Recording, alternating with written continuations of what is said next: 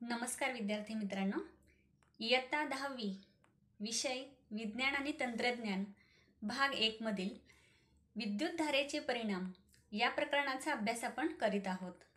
आपण विद्युतधारेचे औष्णिक परिणाम बघितलेले आहेत, अभ्यासलेले आहेत.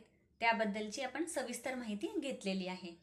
आता आपण विद्युतधारेचे चुंबकीय परिणाम याबद्दल माहिती पुढे घेणार आहोत. विद्युतधारेचा चुंबकीय परिणाम, magnetic effect of electric current.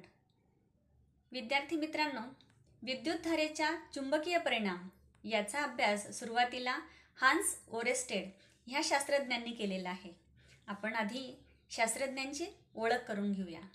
बघा, 19व्या शतकातील एक अग्रगण्य वैज्ञानिक म्हणून हान्स ख्रिस्तियन ओरेस्टेड यांनी विद्युत चुंबकत्व समजून घेण्यात मोलाची कामगिरी बजावली. 1820 मध्ये त्यांना असे दिसून आले की एका धातूच्या तारेतून विद्युतधारा गेली तर त्या तारेजवळची चुंबक सूची काही कोनातून वळते. विद्युत आणि चुंबकत्वाचा संबंध त्यांनीच नजरेस आणून दिला आणि मग त्यातूनच पुढे आजचे प्रगत तंत्रज्ञान विकसित झाले. त्यांच्या स्मरणार्थ चुंबकीय क्षेत्राच्या तीव्रतेच्या एककाला ओरेस्टेड असे संबोधले जाते. बघा विद्यार्थी मित्रांनो, ह्या हान्स ओरेस्टेड ह्या शास्त्रज्ञांनी कसा प्रयोग केला तो आता आपण बघूया.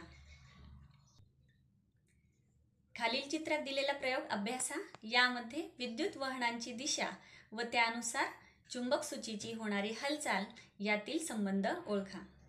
विद्यार्थी मित्रांनो, आकृतीत दाखवल्याप्रमाणे परिपथाची जोडणी करून घ्यायची आहे. त्यानंतर फक्त इथे ए आणि बी च्या दरम्यान मात्र जी तार आपल्याला जोडायची आहे ती इतर जोडणीच्या तारांपेक्षा थोडी जाड आणि सरळ अशी तांब्याची तार वापरायची आहे आणि त्या तारेच्या शेजारी एक चुंबक सूची ठेवायची आहे. सुरुवातीला परिपथाची कळ उघडी ठेवायची. परिपथाची कळ उघडी ठेवल्यानंतर चुंबक सूचीमध्ये काहीही बदल दिसणार नाही. चुंबक सूची आपल्याला दक्षिणोत्तर स्थिर असलेली दिसते. त्यानंतर कळ बंद केली तर पहिल्या आकृतीत दाखविल्याप्रमाणे चुंबक सूचीच्या उत्तर ध्रुव तारेकडे आकर्षलेला आपल्याला दिसतो. त्यानंतर आपण तारा जर उलट केल्या म्हणजेच विद्युत घटाचे ऋण टोक धन टोकाला आणि धन टोक ऋण टोकाला अशा पद्धतीने आपण तारा उलट केल्या तर आपल्याला चुंबक सूचीचा दक्षिण ध्रुव तारेकडे आकर्षिला गेल्याचा दिसतो. समजलं? या प्रयोगावरून आपल्याला काय लक्षात येतं की तारेमधील विद्युतधारेमुळेच चुंबकीय परिणाम दिसून येतो. याचाच अर्थ असा की विद्युत आणि चुंबकत्व याचा निकटचा संबंध आहे. या उलट जर एखादा चुंबक हलता केला व हलत ठेवला तर त्याचा विद्युत परिणाम आढळेल का, याबद्दल आपल्याला माहिती घ्यायची आहे.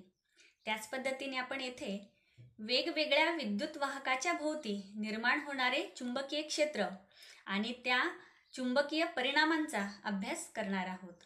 त्याचबरोबर आपण विद्युत चलित्र याबद्दल माहिती अभ्यासणार आहोत. एक प्रयोग आपण करून बघणार आहोत. विद्युतधारेमुळे वाहकाभोवती निर्माण होणारे चुंबकीय क्षेत्र. आता इथे वाहक जो आहे तो सरळ असणार आहे. सरळ तार आपल्याला इथे घ्यायची आहे. बघा, हे करून पाहण्यासाठी आपल्याला पुढील प्रमाणे साहित्याची गरज लागणार आहे. तांब्याची जाड तार, पुठ्ठा, चुंबक सूची, लोखंडाचा किस, त्यानंतर विद्युत रोध, ॲमीटर आणि विद्युत घट. आकृतीत दाखविल्याप्रमाणे आपण परिपथाची जोडणी करून घ्यायची आहे आणि पुठ्ठ्यातून आरपार जाणाऱ्या तांब्याच्या जाड तारेतून जेव्हा खूप मोठी म्हणजेच सुमारे 1 अँपिअर किंवा त्यापेक्षाही अधिक विद्युतधारा वाहते तेव्हा पुठ्ठ्यावर प्रत्येक ठिकाणी तारेभोवती ठिकठिकाणी चुंबक सूची ठेवल्यास प्रत्येक ठिकाणी चुंबक सूची विशिष्ट दिशेमध्ये स्थिर राहते आणि ज्या ज्या ठिकाणी चुंबक सूचीचा मध्ये बदल झालेला आहे, जिथे जिथे स्थिर झालेली आहे ती जागा आपण पेन्सिलने आपण खूण करून ठेवायची आहे. त्यानंतर मग आपल्या असं लक्षात येतं, बघा विद्युतधारा कमी अधिक करण्याने काय बदल दिसून येतो. तारेतून विद्युतधारा प्रवाहित केल्यावर चुंबक सूचीचे विचलन होते हे तर आपल्या लक्षात आलेलंच आहे. पण विद्युतधारा जर वाढवली तर चुंबक सूचीचे विचलन वाढते आणि विद्युतधारा कमी केली तर विचलन कमी होते. त्यानंतर चुंबक सूची तारेपासून थोडी दूर ठेवल्यास काय दिसते? चुंबक सूचीचे विचलन कमी होते. बघा, तारेपासून चुंबक सूची जर आपण दूर ठेवली तर विचलन कमी होते आणि चुंबक सूची तारेच्या जवळ ठेवली तर विचलन वाढते. आता चुंबक सूचीऐवजी लोखंडाचा किस पुठ्ठ्यावर पसरवला आणि लोखंडाचा किस तारेभोवती विशिष्ट वर्तुळाकार स्थितीमध्ये आपल्याला स्थिरावलेला दिसतो. असे का घडते हे आता आपण बघूया. बघा, लोह किसाच्या कणांनी वेगवेगळी वर्तुळे तयार झालेली आपल्याला दिसतात. या सर्व वर्तुळांचे केंद्र मात्र तारेवरच असते. तारेजवळ वर्तुळे एकमेकांजवळ असतात. तारेपासून दूरवर वर्तुळे एकमेकांपासून लांब असतात. तारेतून विद्युत प्रवाह वाढवल्यास लोहकणांची मांडणी जास्त स्पष्ट होते. आकृती 2 मध्ये ही स्पष्ट झालेली आपल्याला स्थिती दिसत आहे. याचे कारण असे की विद्युतधारा वाढवल्यावर ती तार व लोहकिसाचे कण यांचे आकर्षण वाढते. तसेच लोखंडाचा किस चुंबकीय बलरेषांना धरून पसरलेला दिसतो. जर विकर्ष रेषा, बलरेषा म्हणजेच विकर्ष रेषा खूप जवळ असतील तर चुंबकीय क्षेत्राचे प्राबल्य जास्त असते. कोणत्याही 2 विकर्ष रेषा एकमेकांना कधीही छेदत नाही आणि चुंबकीय बलरेषा कधीही वाहकामधून जात नाही. हे नेहमी लक्षात ठेवा. बघा, एका सरळ विद्युत वाहक तारेतून जाणाऱ्या विद्युतधारेमुळे तारेभोवती चुंबकीय क्षेत्र निर्माण होते. विद्युतधारेत बदल न केल्यास तारेपासून दूर जाताना हे चुंबकीय क्षेत्र कमी होत जाते. म्हणूनच चुंबकीय बलरेषा दर्शवणारी समकेंद्री वर्तुळे तारेपासून दूर जाताना मोठी व विरळ दर्शवली जातात. तारेतून जाणारी विद्युतधारा वाढवल्यास चुंबकीय क्षेत्राच्या तीव्रतेत वाढ होते. आकृतीचं निरीक्षण करा. बघा, वाहकाजवळ म्हणजेच तारेजवळ वर्तुळे अतिशय जवळजवळ आहेत आणि जसजसं लांब जाऊ तसतशी वर्तुळे एकमेकांपासून लांब गेलेली आपल्याला दिसतात. आता आपण बघूया उजव्या हाताच्या अंगठ्याचा नियम, राईट हँड थंब रूल. आता उजव्या हाताच्या अंगठ्याचा नियम आकृतीमध्ये आपल्याला दिसतंय की उजवा हात आहे आणि तो विद्युतधारेभोवती आपण तो गुंडाळलेला आहे आणि त्यावरून हा नियम कसा आहे तो बघा. अशी कल्पना करा की सरळ विद्युत वाहकाला तुम्ही उजव्या हातात पकडले आहे. ते अशा रीतीने की अंगठा विद्युतधारेच्या दिशेवर तारेवर स्थिरावला आहे. तर मग तुमची बोटे विद्युत वाहकाभोवती गुंडाळा. बोटांची दिशा हीच चुंबकीय क्षेत्राच्या बलरेषांची दिशा होय. बघा, आता आकृतीमध्ये दिसतंय आपल्याला अंगठ्याची जी दिशा आहे ती कशाची आहे? विद्युतधारेची. ज्या दिशेने विद्युतधारा वाहते त्या दिशेमध्ये आपला अंगठा असणार आहे आणि आपली बोटे ज्या दिशेने गुंडाळली गेलेली आहे ते चुंबकीय क्षेत्र त्या पद्धतीने दिसत आहे. नियम नीट पाठ करून ठेवायचा आहे.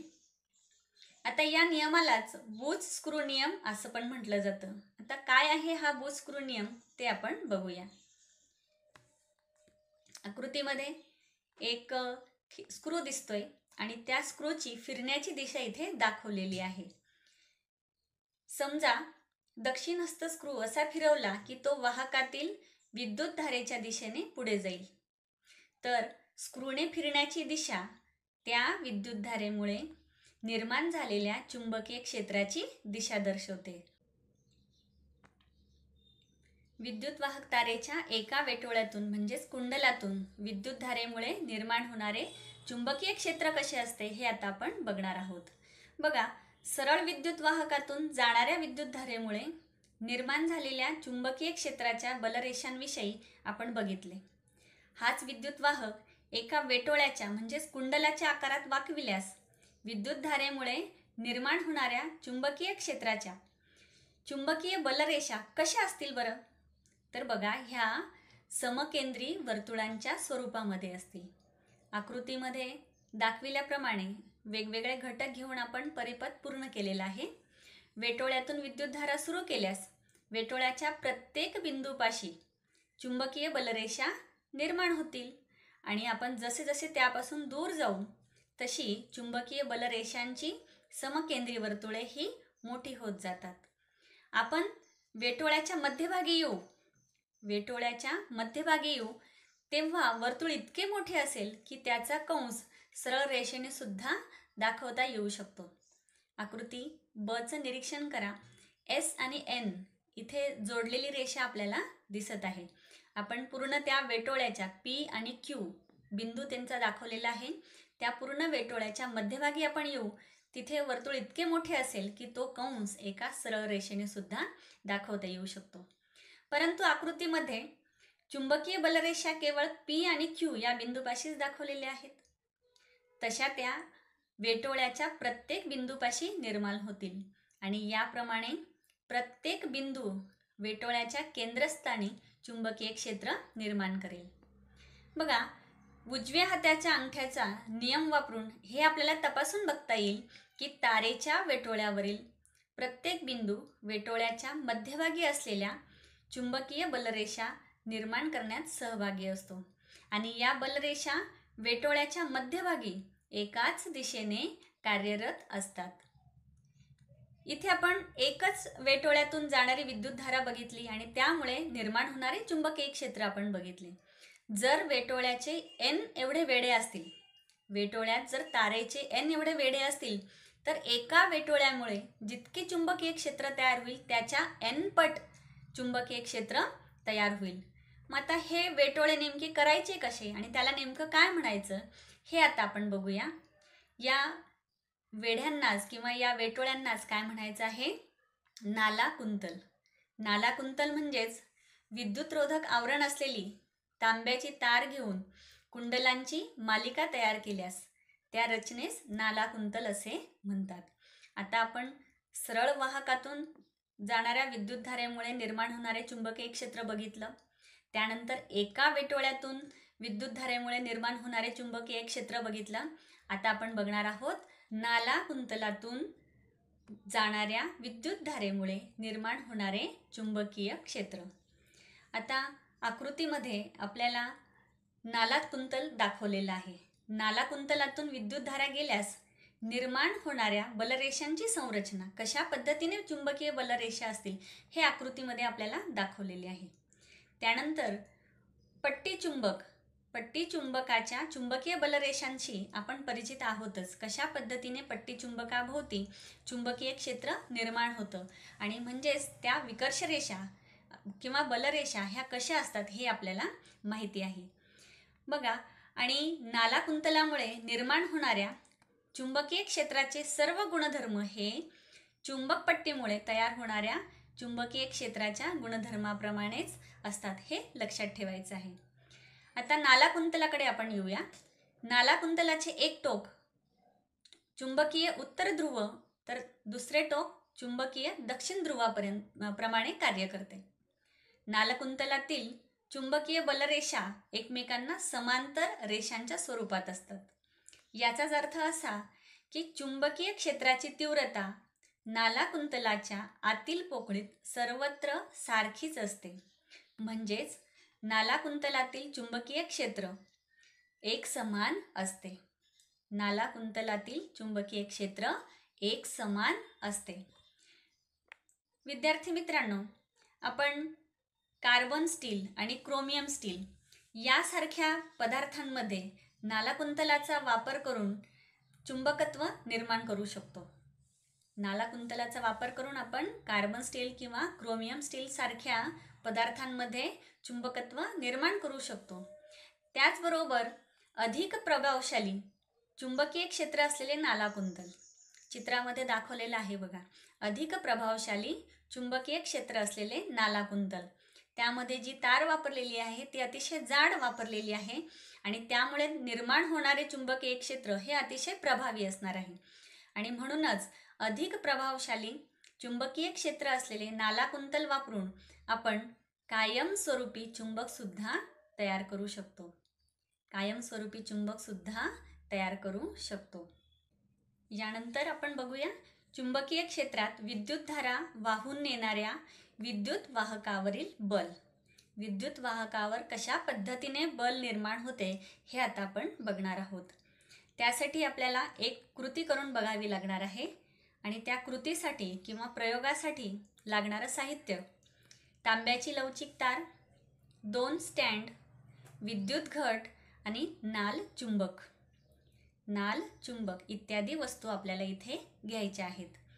आता आकृतीत दाखविल्याप्रमाणे स्टँडचा वापर करून लवचिक तार नाल चुंबकाच्या ध्रुवांमधून जाईल अशी रचना आपल्याला करायची आहे. दोन्ही स्टँडच्या मदतीने आपल्याला ही रचना करायची आहे. जी लवचिक तार आपण घेतलेली आहे तांब्याची, ती नाल चुंबकामधून जाईल, नाल चुंबकाच्या ध्रुवामधून जाईल अशा पद्धतीने रचना आपण करायची आहे. मग अशा पद्धतीने परिपथाची रचना केल्यानंतर, विद्युत प्रवाह सुरू केल्यानंतर काय बदल दिसतो, कशा पद्धतीने बल वाहकावरती निर्माण होते हे आता आपण बघूया. बघा, जेव्हा तारेतून विद्युतधारा वाहत नाही तेव्हा ती तार सरळ राहते, म्हणजे तिच्या स्थितीमध्ये काहीही बदल होत नाही. आकृती ए प्रमाणे त्याची स्थिती असणार आहे. जेव्हा वरून खाली अशी विद्युतधारा वाहते, जेव्हा वरून खाली अशी विद्युतधारा वाहते तेव्हा तार वाकते आणि ती सी या स्थितीमध्ये येते. सी प्रमाणे ती या स्थितीमध्ये येते. आणि विद्युत धारेची दिशा उलट म्हणजे खालून वर अशी केली तरी सुद्धा तार वाकते, पण ती बी प्रमाणे स्थितीमध्ये येते. म्हणजेच तारेवरील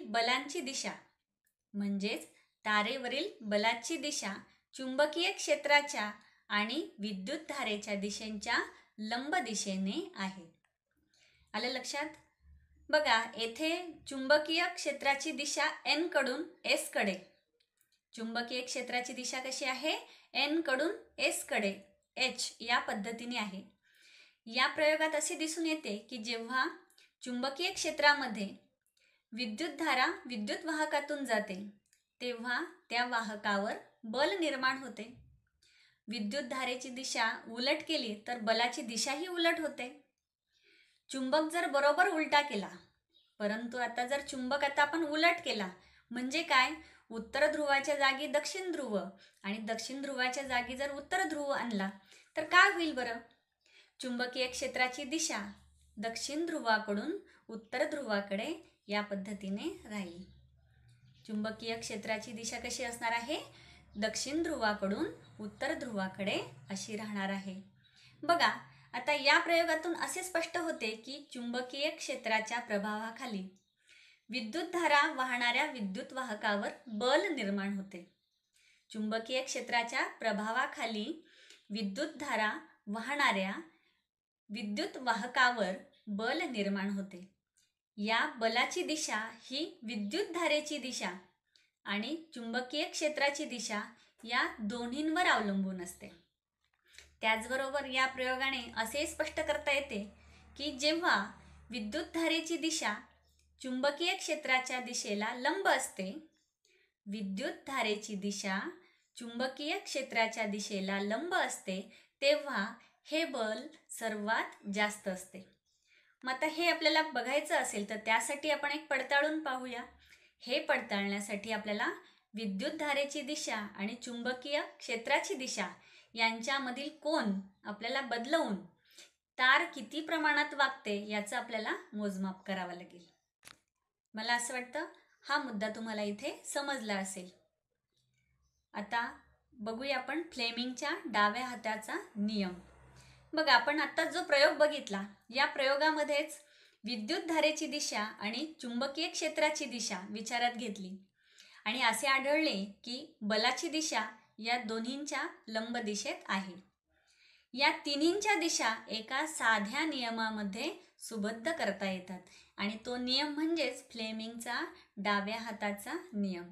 आता बघूया आपण फ्लेमिंगचा डाव्या हाताचा नियम. आकृतीचं नीट निरीक्षण करा, लक्षात येईल तुमच्या. आपला डावा हात घेतलेला आहे आणि आपल्या डाव्या हाताचा अंगठा, तर्जनी आणि मधले बोट यांचा वापर केलेला आहे. कशा पद्धतीने नियम आहे तो बघा. डाव्या हाताचा अंगठा, तर्जनी आणि मधले बोट एकमेकांना लंब राहतील अशी ताठ धरावीत. बघा, या पद्धतीने ती ताठ धरलेली आहे आकृतीत दाखवल्याप्रमाणे. तर्जनी जर चुंबकीय क्षेत्राच्या दिशेत असेल, तर्जनी जर चुंबकीय क्षेत्राच्या दिशेत असेल व मधले बोट विद्युत धारेच्या दिशेत असेल, मधले बोट विद्युत धारेच्या दिशेत असेल, तर अंगठ्याची दिशा ही विद्युत वाहकावरील बलाची दिशादर्शक असते. तर अंगठ्याची दिशा ही विद्युत वाहकावरील बलाची दिशादर्शक असते. पुन्हा एकदा नियम नीट बघा. डाव्या हाताच्या अंगठा, तर्जनी व मधले बोट एकमेकांना लंब राहतील अशी ताठ धरावीत. तर्जनी जर चुंबकीय क्षेत्राच्या दिशेत असेल व मधले बोट विद्युत धारेच्या दिशेत असेल, तर अंगठ्याची दिशा ही विद्युत वाहकावरील बलाची दिशादर्शक असते. फ्लेमिंगच्या डाव्या हाताच्या नियमाचा आपल्याला उपयोग करायचा आहे. पुढे आपल्याला ऊर्जेची विविध रूपे माहिती आहेत. आपण यांत्रिक ऊर्जा, रासायनिक ऊर्जा, सौर ऊर्जा, पवन ऊर्जा, चुंबकीय ऊर्जा अशा अनेक प्रकारच्या ऊर्जेच्या रूपांचा अभ्यास केलेला आहे. याचबरोबर विद्युत ऊर्जेचे रूपांतर यांत्रिक ऊर्जेत होते हे देखील आपण पाहिलेले आहे. मग विद्युत ऊर्जेचे रूपांतर यांत्रिक ऊर्जेमध्ये कशामुळे होते बरं? ज्या यंत्रामुळे विद्युत ऊर्जेचे यांत्रिक ऊर्जेत रूपांतर होते ते यंत्र म्हणजेच विद्युत चलित्र, इलेक्ट्रिक मोटर. सर्वजण इलेक्ट्रिक मोटर म्हणजे विद्युत चलित्र याच्याशी परिचित असालच. मोठी मोटरे तुम्ही सगळ्यांनी बघितलेली आहे. त्यानंतर ही छोटी मोटर जी आहे त्या छोट्या मोटरचा वापर करून आपण अगदी छोटे छोटे उपकरण सुद्धा तयार करत असतो. आपल्या घरातील पंखे, शीतकपाट, मिक्सर, धुलाई यंत्र, संगणक, पंप अशा अनेक उपकरणांमध्ये विद्युत चलित्राचा वापर केलेला असतो. विद्युत चलित्राची रचना आता आपण बघूया. आकृतीचं नीट निरीक्षण करायचं आहे आणि आकृतीमध्ये विद्युत चलित्राची रचना दाखवलेली आहे. आकृती नीट लक्षात ठेवायची, परीक्षेला विचारली जाते. बघा कशी आहे रचना. विद्युत चलित्रामध्ये विद्युतरोधक आवरण असलेल्या तांब्याच्या तारेचे एक आयताकृती कुंडल असते. आकृतीमध्ये ABCD हे कुंडल दाखवलेले आहे. हे कुंडल चुंबकाच्या, नालाकृती चुंबकाच्या उत्तर व दक्षिण ध्रुवामध्ये आकृतीत दाखविल्याप्रमाणे अशा रीतीने ठेवलेले असते की त्याच्या AB आणि CD या शाखा चुंबकीय क्षेत्राच्या दिशेला लंब दिशेत असतील. बघा कशा पद्धतीने ठेवायचे आपल्याला. हे जे कुंडल आहे ते नालाकृती चुंबकाच्या उत्तर व दक्षिण ध्रुवाच्या मध्ये अशा रीतीने ठेवलेले असते की त्याच्या AB आणि CD या दोन्ही शाखा चुंबकीय क्षेत्राच्या दिशेला लंब दिशेत असतील. आणि या कुंडलाची दोन टोके X आणि Y या दुभंगलेल्या कड्यांना जोडलेली असतात. दोन्ही टोके X आणि Y या दुभंगलेल्या कड्यांना जोडलेली असतात. कड्याच्या या दोन अर्धभागातील आतील पृष्ठभागावर विद्युतरोधक आवरण असते आणि ते चलित्राच्या आसाला पकडून बसवलेले असते. X आणि Y अर्धकड्यांच्या बाहेरील विद्युतवाहक पृष्ठभाग, X व Y अर्धकड्यांच्या बाहेरील विद्युतवाहक पृष्ठभाग हा दोन स्थिर कार्बन ब्रशला E आणि F यांना स्पर्श करत असतो. या पद्धतीने विद्युत चलित्राची रचना आहे. आता आपण बघणार आहोत या विद्युत चलित्राचे कार्य कशा पद्धतीने चालते. बघा आकृतीत दाखविल्याप्रमाणे विद्युत परिपथ आपण पूर्ण केलेला आहे. त्यानंतर विद्युतधारा E व F या कार्बन ब्रश मार्फत कुंडलातून वाहू लागते. कुंडलाच्या AB या शाखेतून विद्युतधारा A कडून B कडे या दिशेने जाते. आपल्याला आकृतीमध्ये दिसतंय A कडून B कडे जाते, निळ्या रेषेने दाखवलेले आहे. त्यानंतर चुंबकीय क्षेत्राची दिशा N ध्रुवाकडून S ध्रुवाकडे अशी आहे. बाणाने आपल्याला इथे दाखवलेली आहे की चुंबकाची दिशा कशी आहे, N ध्रुवाकडून S ध्रुवाकडे या पद्धतीने आहे.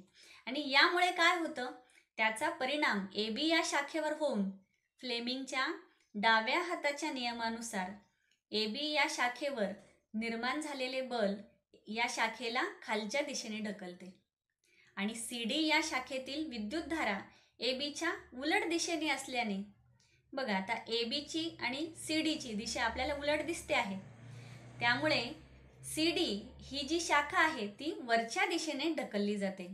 आकृतीचं निरीक्षण करा, त्यावरून तुम्हाला लक्षात येईल.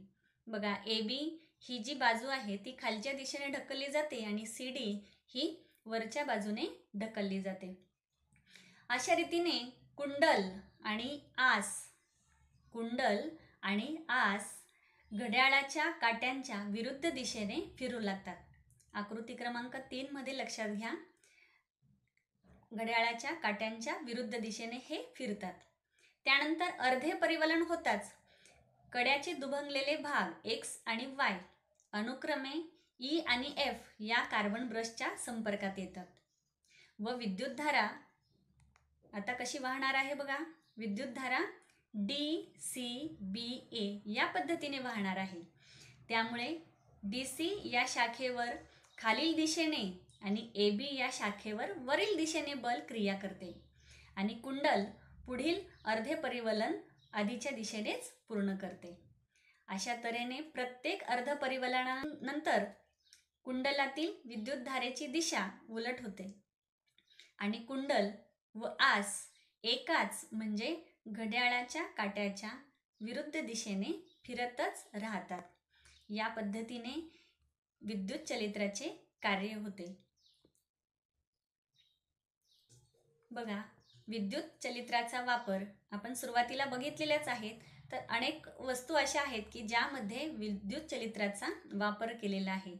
मिक्सर, शीतकपाट, धुलाई यंत्र, विद्युत कार आहे, त्यानंतर लिफ्ट आहे, रोलिंग मिल्स आहे, संगणक, ट्रेन, ब्लोअर्स, टेप रेकॉर्डर्स, पंखे या अशा अनेक वस्तूंमध्ये विद्युत चलित्राचा वापर केलेला असतो.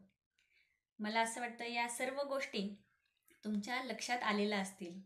आता जो आपण भाग बघितला, वेगवेगळ्या विद्युत वाहकाच्या भोवती निर्माण होणारे चुंबकीय क्षेत्र, त्यानंतर काही नियमांचा आपण अभ्यास केला आणि आपण आता विद्युत चलित्राची पण माहिती घेतली. या सर्व भागावर आधारित आपण स्वाध्याय बघणार आहोत. यावर आधारित प्रश्न बघा पुढील प्रमाणे. नियम लिहा. 1 गुणांसाठी नियम येऊ शकतो. उजव्या हाताच्या अंगठ्याचा नियम, त्याचबरोबर फ्रेमिंगच्या डाव्या हाताचा नियम, हे नियम आपण पाठ करून ठेवायचे आहेत. 1 मार्कासाठी हे आपल्याला परीक्षेला येऊ शकतात. त्यानंतर पुढचा प्रश्न, खालील प्रश्नांची सविस्तर उत्तरे लिहा. 5 गुणांसाठी साधारणपणे हे प्रश्न असतात. विद्युत चलित्र रचना व कार्य सांगा. व्यवस्थित आकृती काढून भागांना नावे द्या. आता आपण एवढ्यातच बघितलं विद्युत चलित्र. विद्युत चलित्राची रचना कशी आहे त्याची आकृती आपण नीट बघितलेली आहे.